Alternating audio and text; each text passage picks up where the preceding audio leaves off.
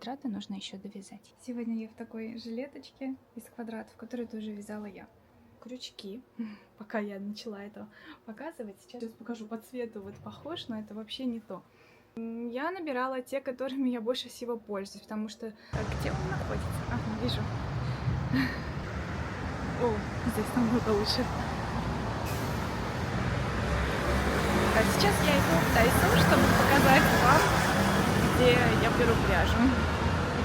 Думаю, это тоже будет интересно, потому что кроме таких магазинов красивых, дороже есть более бюджетные. Конечно, там и пряжа другая. Все увидите. Жарко. Обычно в будний день уже так много людей. А, Дайсон.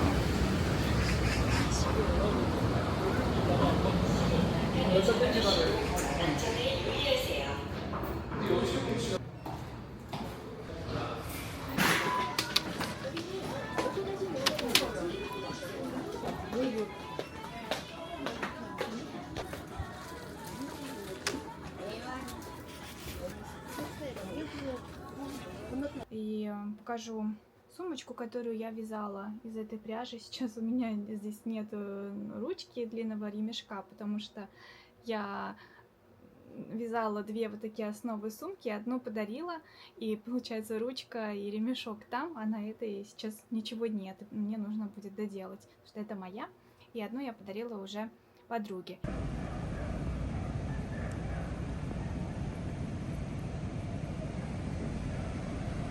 Эту пряжу я сейчас тоже покажу, как я покупала в Дайсо и что еще там можно купить.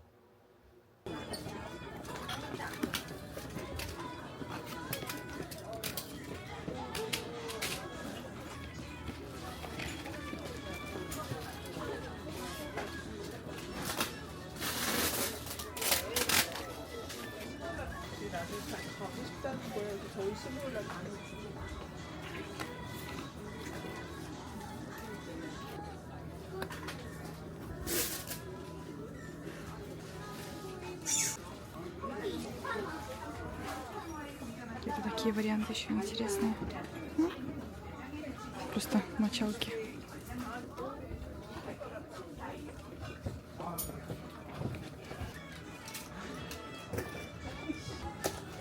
Обычно крючки еще есть. Они нормальные.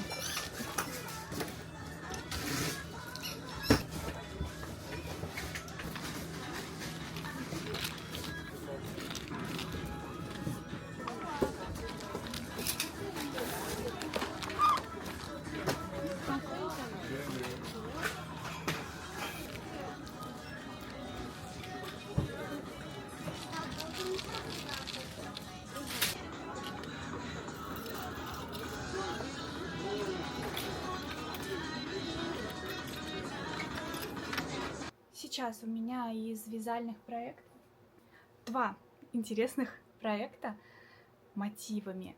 Я очень хотела повязать в эти мотивы. Наверное, вы здесь уже сзади видите. У меня стоит такой блокатор для мотивов. Посмотрите, как я много уже связала. Это только часть. На спинку я уже связала 20 квадратов. И здесь почти 20, по-моему, 17 я связала, еще 3 нужно довязать, и у меня будет готов перед. Но хотя перед, скорее всего, я буду делать его как кардиган, поэтому, возможно, здесь даже треугольники нужны будут. Поэтому еще мне нужно додумать, как это сделать. И нужно будет связать рукава. Для рукавов у меня еще осталось здесь, на самом деле, не так много, кажется. Магазин, если нужно будет, позже покажу. Здесь, конечно, подписано не только на корейском, но здесь и на английском, поэтому можно разобраться в составе. Но здесь и немало, потому что было 400 грамм. Здесь точно больше 100 грамм еще осталось, потому что достаточно толстая часть видно. Начала вот новый мотив вязать. Начинается с круглого и потом переходит на квадратик. Мне понравились. Я вяжу очень большим крючком. Как большим, для такой тоненькой, для такой очень тонкой пряжи вяжу 5-кой, поэтому получается очень легкий такой. Но я и не хотела, чтобы они квадраты были жесткие. Я вообще не люблю жесткое вязание, если это Одежда. Мне нравится пластичная, мягкая одежда, легкая. Поэтому и как кардиган, рубашку я тоже хочу, чтобы он получился легкий. Квадраты нужно еще довязать. Посмотрите, как сильно отличается мотив от того, каким крючком он связан. Это 2,5, то есть 2 раза крючок, в 2 размера отличается. Тот вязала 5, а этот 2,5. Сейчас покажу в сравнении. 5 миллиметров крючок и 2,5. Если делать какую-то одежду, то вот такие квадраты жесткие в одежде, ну, я бы не хотела. А это, смотрите, какой мягкий. Это просто вот... Это как сумка какая-то. Более жестко. Плюс еще хотела показать крючки. Пока я начала это показывать. Сейчас покажу по цвету. Вот похож, но это вообще не то. А у меня уже 4 крючка тюлип. Разного размера. Я набирала те, которыми я больше всего пользуюсь, потому что тройкой, 2,5, вот 2,5 тройка я вяжу часто. И недавно я начала вязать сумки крючком покрупнее, поэтому я взяла еще 5, 4 и 5. 4-5 купила недавно совсем, когда ходила в магазин и показывала на кадрах. В панель Яги купила эти крючки, и до этого еще покупала вот эти 2. Они мне очень понравились. Я люблю пользоваться крючком с силиконовой ручкой. А здесь есть такой выступ, из-за которого ставить большой палец мне очень удобно. Обычно я держу крючок вот так, как ручку. Поэтому пальцы очень удобно располагаются. Близко к крючку держать я тоже не люблю. Для меня оказалось это расстояние как раз самое удобное. Плюс здесь еще кончик очень так хорошо заострен. И вот эта часть под крючком, она достаточно такая узкая, но короткая. Поэтому ниточку быстро захватывает и быстро так проскальзывает, что ничего так не цепляется и долго не вяжется. Очень мне удобно. Еще есть совсем обычный. Мне показалось, что он похожий, и поэтому я его вот достала из стакана. Потому что здесь золотая такая, золотой крючок и черная ручка. Но это пластик, совсем легкий пластик, без выступа. Здесь плоский и здесь более круглый. Совсем другой. Мне им вообще неудобно вязать. Чуть-чуть попробовала, но он так у меня лежит, я не хочу им вязать. Крючки. Давайте покажу, как они выглядят. Если вот положить все вместе так, где лежат и обычные дешевые, и подороже тюлип, но можно сначала только по надписи, наверное, различить, что вот здесь тюлип подписано. Тоже тюлип, а здесь написано Китай. Если здесь посмотреть, здесь сзади написано, что это Japan, что это сделано в Японии, а это Китай. Но, тем не менее, хоть эти и крючки были куплены в Дайсо, по-моему, здесь же очень дешевые, сделаны в Китае, но мне тоже нравится, что здесь силиконовая ручка удобная, и сам крючок достаточно приятный, не такой... Здесь толстый, но если сравнивать, это номер 4, и это тоже 4. Оба 4-х номера, если сравнивать, здесь видно, что вот эта головка крючка сделана все-таки по-другому. Она более такая плавная, гладкая, и вот здесь под крючком пространство такое более открытое и маленькая, а здесь захват более глубокий. Поэтому, когда вязать этим крючком профессиональным, есть ощущение другое. Это тоже один из любимых тоненьких и совсем обычных. Но вязать им удобно. Ну, конечно, здесь тоже чуть-чуть глубже захват. Чуть-чуть ощущения другие. Ну и визуально эта часть уже просто изменилась в цвете. Ну и это тут вообще не знаю, что сказать. Это самое неудобное, что я здесь пробовала. Я начала говорить о мотивах крючком, поэтому У меня есть крутые книги.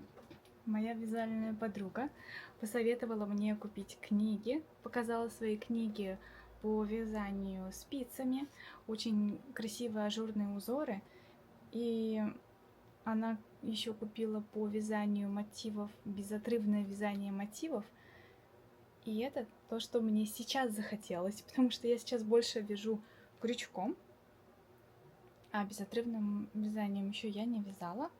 Спицы я тоже хочу потом купить, но чуть-чуть позже, потому что сейчас у меня какая-то мания на крючок. У меня две книги, две части по безотрывному вязанию. Сейчас покажу, как они выглядят. Это вторая часть, это первая. Обе очень интересные. Здесь уже даже на обложке видно, какие мотивы здесь точно будут. В этой книге даже есть несколько изделий, которые в конце показаны, как их можно связать, как правильно собирать все эти мотивы. Вот тоже очень интересные. А так очень много разных узоров и объяснений, как это связать. Плюс еще в этой книге в начале сразу же есть вот такая маленькая таблица, список мотивов, которые здесь есть. Можно связать отдельно просто мотивы, но в книге показано, как их безотрывно вязать, что очень удобно. Даже вот, например, здесь одинаковые цветы, но сейчас покажу. Здесь показано, как сделать так, чтобы цветочки шли вот так, как крестиком, или очень плотно вот так, что очень тоже полезно. Такое большое количество мотивов. Очень все хочу попробовать, все интересно. Есть уже проект безотрывным вязанием. Если вам кажется, что я много разного начала, еще пока ничего не закончила, я надеюсь, что я не одна такая, что я могу иногда начать, отложить и потом позже закончить, или вообще никогда не закончить, но бывает такое. Надеюсь, вы меня понимаете. Про этот магазин, где я покупаю такие бобины, если будет интересно, тоже могу сходить и снять влог из этого магазина. Безотрывным вязанием тоже начала вязать такую кофточку. Пока не знаю точно, это буду я соединять или оставлю так, и будет это кардиганом. Возможно, будет это как кардиган. Но мне очень нравится этот узор. Такие цветочки, немного они выпуклые. И уже длинное полотно, я его так делала, чтобы сделать сразу и перед, и спинку. Если я здесь соединю, получится как джемпер. Если оставлю открытым, тогда можно будет завязки или пуговицы добавить, и будет кардиган. Я уже связала 3 ряда. Выглядит вот так. Вяжется на самом деле несложно. Просто нужно привыкнуть там, где нужно переходить, как переходить на следующий мотив, как закрепляться и завершить ряд и снова вернуться в начало. Все в книге обозначено. Книги очень классные. Русскоязычный вариант этой книги тоже есть, но я не пробовала, не смотрела его, потому что мне и так понятно на корейском. Так, это все по проектам. Что-то еще у меня было.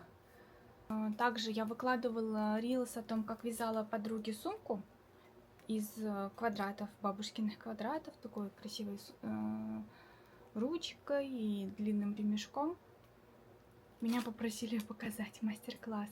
Я даже уже немного боюсь, что я много наобещаю, а потом думаю, как все это сделать, как со всем справиться. Получается, я вяжу свои 2 проекта, которые мне интересно вязать. 2. То, что меня просили показать в мастер-классах. Плюс я еще помню, еще один кардиган у меня просили, который я ранее показывала. Поэтому я боюсь, что я много начинаю, что-то показываю, и потом у меня спрашивают, покажешь мастер-класс, а как это связать? И мне не хочется говорить, что нет, я это не буду делать или не смогу. Я думаю, что да, я попробую, я всем пишу, что я постараюсь, попробую, а в результате все успеть, это... Я немного переутомилась, мне кажется.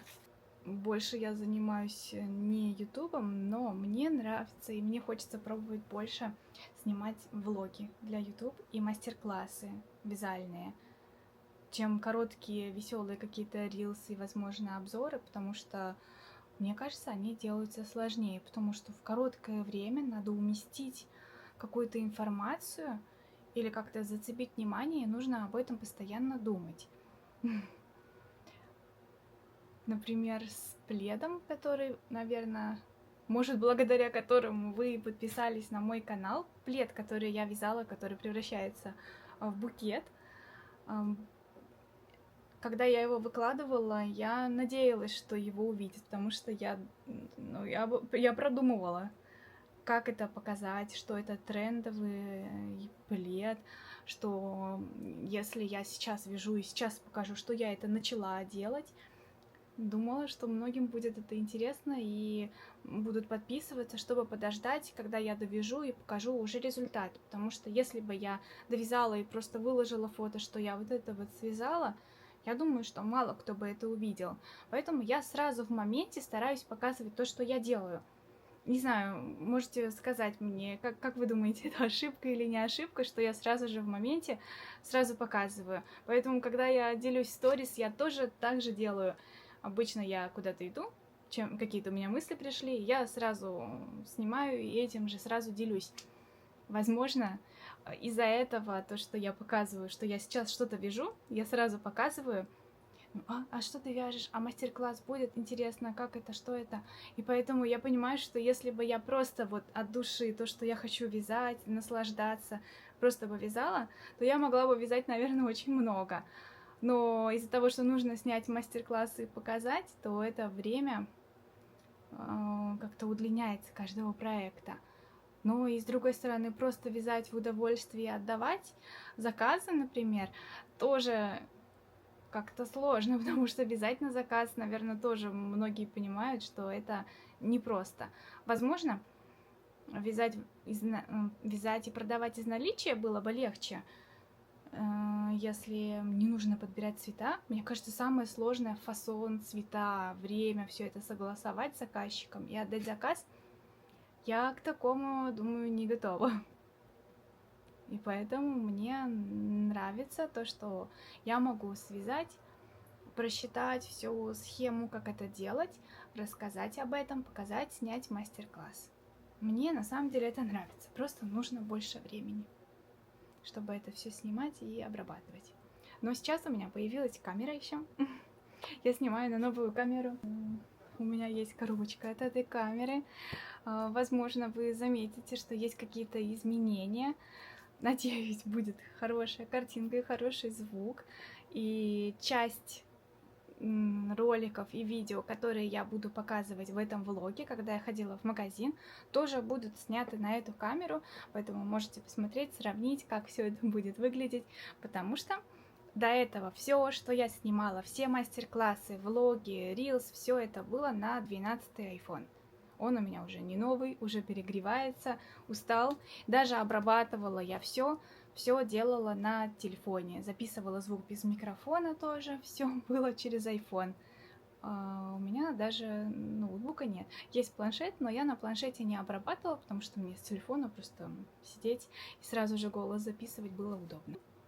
Надеюсь, камера поможет и улучшит качество видео и звук. Надеюсь на вашу поддержку. Если вам было интересно, можете оценить это видео и ответить на вопросы, которые я здесь по ходу задавала. Следующее видео знакомства вам будет интересно, и я получу хорошие вопросы, о чем рассказать в этом ролике. Спасибо вам большое. Сегодня я в такой жилеточке из квадратов, которую тоже вязала я. Я ее не так часто ношу, потому что она какая-то маленькая, и я бы, если жилетку, хотела бы чуть-чуть свободнее, как оверсайз. А если как майка, то я не очень люблю майки, редко ношу. Ну, в общем, она такая.